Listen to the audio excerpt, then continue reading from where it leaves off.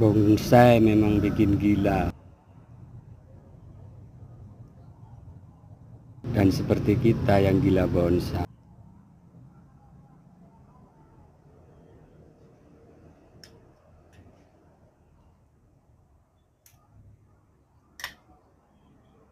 Intinya tetap semangat untuk berproses.